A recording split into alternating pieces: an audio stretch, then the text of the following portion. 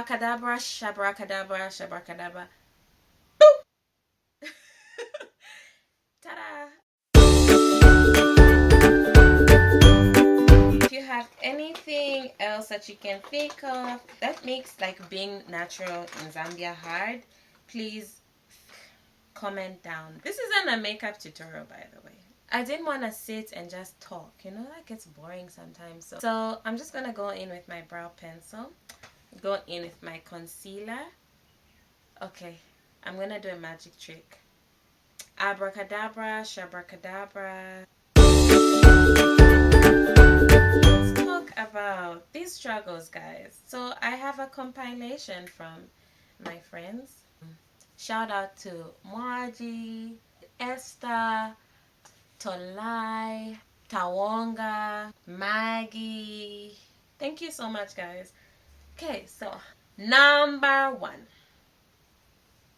products I hustle to get. You guys, they're such a hassle. In Zambia, let's not even, like, it is quite the hassle. I'm going in with my foundation.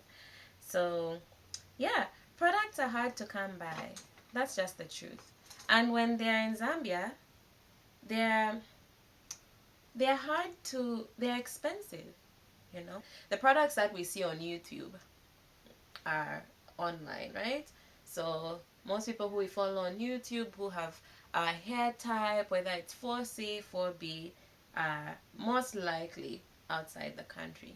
So now we see these products that apparently work really well, and so we're like, oh, you know, I want to try it. And then it's either you have to get it online, or we have some people who distribute within Zambia, but then it's expensive because there's shipping costs, there's tax if they do it in bulk, there are all these things. So products are much more expensive. So guys, it's just a hassle. You can't really get products that you've seen work. It's quite hard.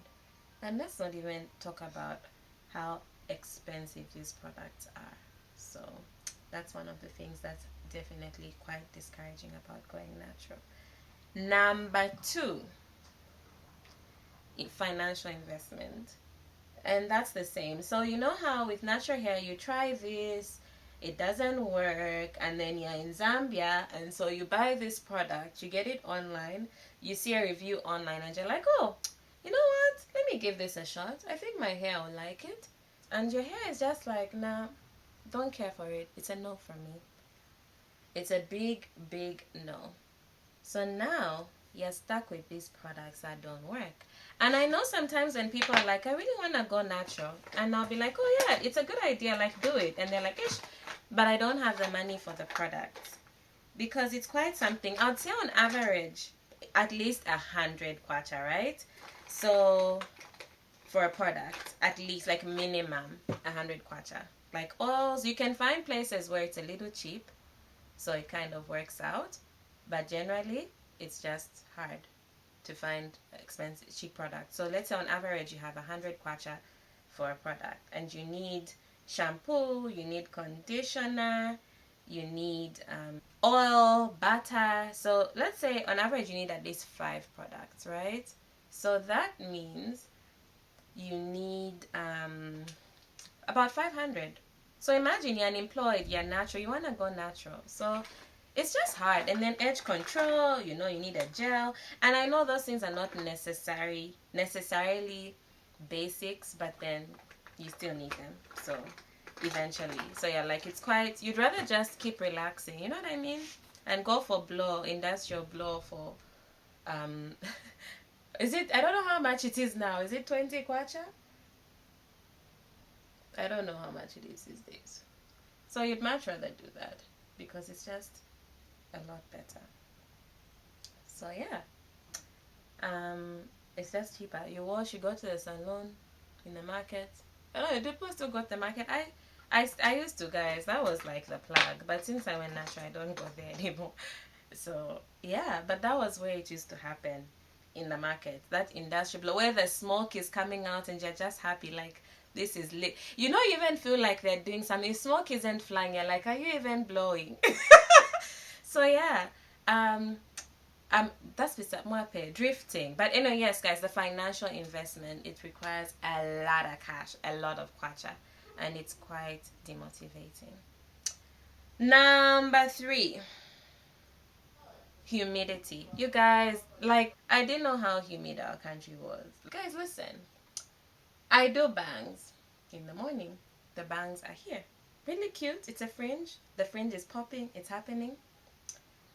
Give me a few give me a few hours, my bangs talking about, hey, they're up here. It's no longer a fringe, it's a flinge. Like, guys, it's just bad. And then also, you have your puff, you leave, it's like up here. By the time you get home, it's a little like down there because, you know, it's humid, so your hair starts to shrink because of the humidity. So shrinkage, guys, it's a thing, it's everywhere. Shrinkage is real, but from my experience, it's realer here in Zambia. For me, that was my experience anyway. But you know, it's still worth it. Still try. Don't give up on the bangs. One day we will master it. The humid though, it's good for your hair, so it's not all bad. We can't complain about all of it, but yeah. Number 3, guys, Zambian salons. What's with the heat? Like, majority of them, to do your hair, it's like heat is a must. And for me, like, I really am anti-heat. There are so many ways of doing things, and I understand it's really hard because you go there and they need to fix your hair in like a very short amount of time, so they need to use heat. But let's not even, those industrial blowers that they use, like, I don't know. I think there are other ways that we can do it. I don't know how. One day we'll know. But all the salons, most of them, let me not stereotype, but most of them heat. So it's just quite discouraging. Yeah, I'm anti-heat, so where do I go? What do I do? Tell me. Like, you know, if that's been a struggle of yours, let me know. But this heat thing, it's just industrial blowers. Even I don't. What's the alternative to an industrial blower? A normal blower? I don't know. Number 4, small. You're making noise for me, fam. Don't mind him, it's my brother, just flourishing. Okay, then let's just talk about how salons like think they know what's best for you. Like, you go to a salon and they're like, listen, I use lock method, right? LOC, leave-in, oil and cream, and they just don't want to lock it for you. They're like, no, they do it this way, so take it or leave it. Ifitala. Number 5, wanting a cute hairdo, and then you take your picture. I think this may be a global issue, but you take your picture and you're like, you know what, do this for me, and it just comes out looking like what you can't recognize. It's just hard. And the thing is, I think for me that's been my struggle, because I'm not running away from my hair anymore, right? So when I come to you and I want you to do my braids, I want you to do this beautiful updo, this, you know, natural thing going on, or crochet, or whatever it is that you're doing for me, and then you make it look the way it shouldn't. I'm just like, I'm not that desperate where I'll be happy with that. So for me, it really makes me sad. You're like, it's not that deep. You're not rescuing me from anything. So why you gotta do this to me? Can't recognize it. And another thing, guys, listen, our protective styles in Zambia, they really like pull your hair back. Like, your edges will be, at the end of the hairstyle, they're just talking about, you know what, you don't love us, we're out. Peace! And it's just, it's sad. So you lose your edges. Sometimes hair doesn't come out the way you'd like for it to come out, which is why I believe in recommendations. So I prefer to get reviews, see how the person did the hair, and then I get a reference from there where they're like, go to this person, they do really good hair. That's when I boldly go there. I don't risk, okay? Ish. I normally keep my protective styles for at least a month, so it has to be worth it. Number 6, I believe. Okay, guys, I don't know. I'll just stop counting. Next. Natural hair salons are pricey, you guys. It's quite expensive to just go to a salon and have them. I know, like, obviously the cost of living is a lot higher these days, so we shouldn't expect cheap things anyhow. But natural hair salons are expensive, so you want to go to this place that say that they know how to do your hair, but then it's really pricey. So now it's quite demotivating because it's cheaper to just go to who, you know, these normal places and just do your hair from there. So that's quite. It's okay. It's a struggle though, because you have hot oil treatment talking about 300. I don't know.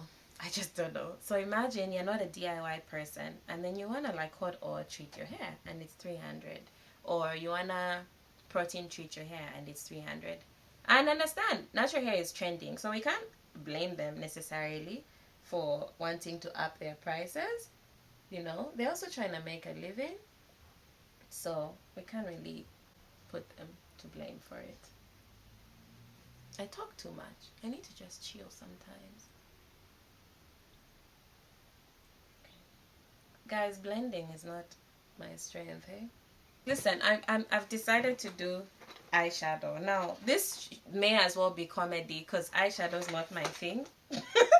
So this will be like a comedy session part of my video. And like, if you want to watch for entertainment, this part is just for entertainment.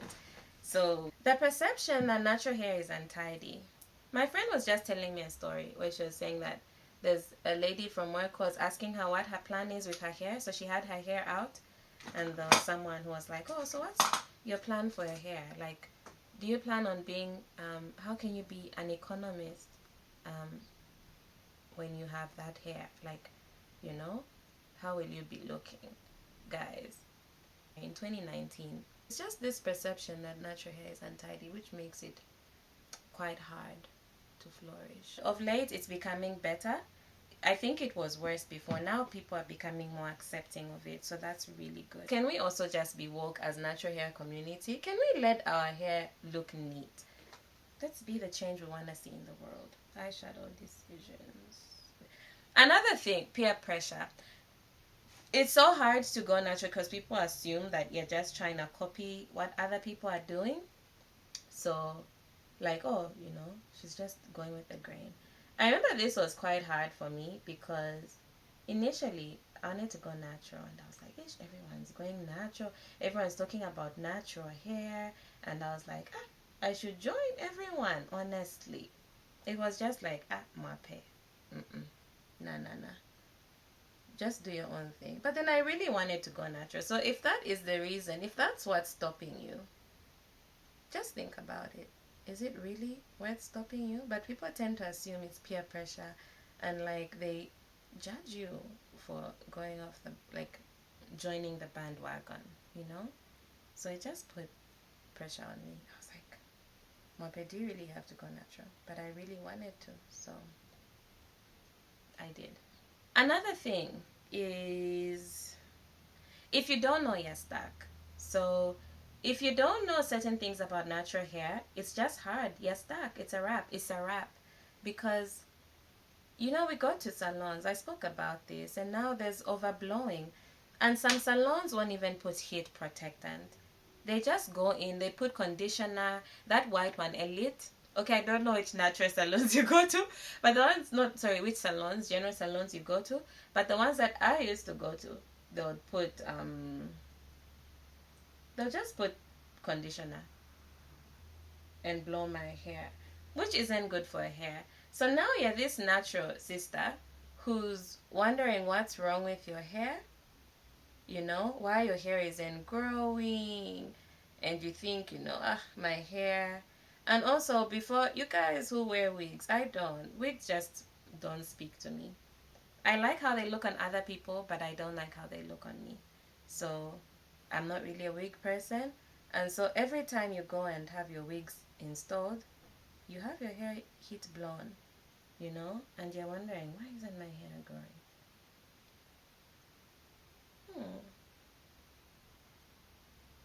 Not bad. I think we'll take it. Yeah, and there you are wondering why your hair is not growing. Hey, my hair doesn't grow. Meanwhile, every 2 weeks, I don't know how often you go and have your wig corners done. You're always going to the salon and doing. I want to try this bluey one. Let's see where it takes us. Trying new stuff today. Listen, I'm not a pro at eyeshadow, hey? So it's been helpful that I learned how to do lashes. Shout out to Margie. You need to follow her, Gigi's Boutique. Lashes help fix the confusion, because there'll be confusion. Next, it's just really pricey. You have to have money to be natural. And I don't think it should be that way. But let me tell you something. There are people who are woke, and they in town, you guys, town has a lot of places where you can get cheaper stuff. So don't be sleeping on town, city center. These pharmacies that you run away from, there are things that are there. I don't know, guys. How do we fix this? I need Margie.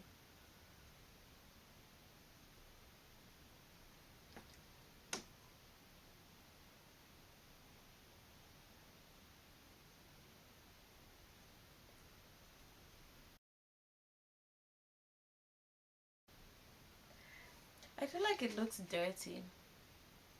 That's my struggle with eyeshadow, but you know what? Who cares? This is just we're not here for the makeup.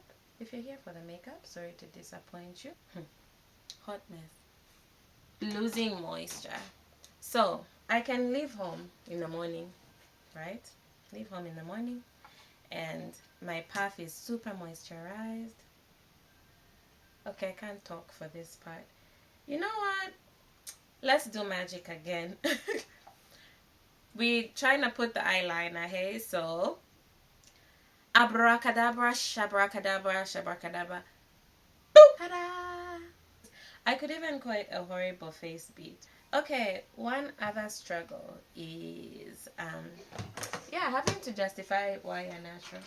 Like, oh, you went natural. I don't know, sometimes maybe it's as a result of our own insecurities. So we decide to, like, make it, not say it proudly, like, oh, I'm natural because I want to be natural. So in the end, we have to justify our decisions. Another part that makes it hard being natural is, you're in Zambia, you're a natural girl, and then you're like, you know what, let me watch some tutorials on YouTube. I want to see what I should do right. I want to see different hairstyles. And then, you know, you find other YouTubers who have, like, 4C hair quite alright. If you're woke, you understand that sometimes things like climate contribute to how your hair turns out. So you start to watch them because of who they are, and not necessarily because, and maybe their advice will help here and there, but deep in your heart you understand that it's a different country and there are other reasons why their hair could be thriving and yours isn't. Which was something that I began to notice. I was like, you know what, Mwape? These people are different. Like, it's a whole other country. It's a whole other thing. Climate contributes, weather, and there are other reasons why. Now we're going to the head wrap style, and it's inspired by someone I follow on Instagram called Chuma, Soko. So we use this as an opportunity to scalp the hair. So we have some on our fingertips and unravel our braids, Vikoti.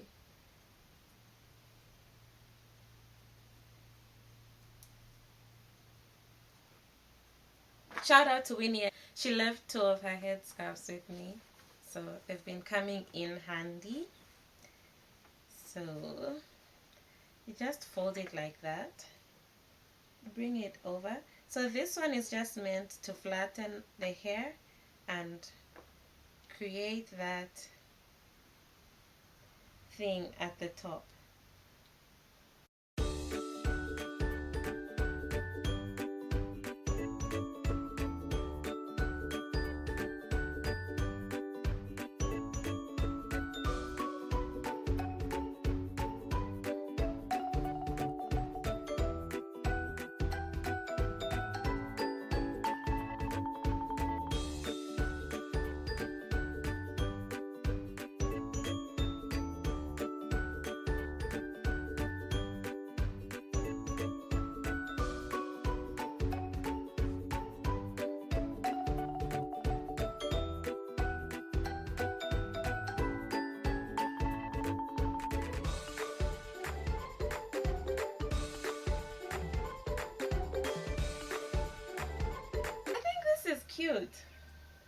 say you? What say you? Thank you so much for watching. I hope you had a good time watching this video and looking forward to bringing more content. So don't forget to subscribe, like, and share. Bye!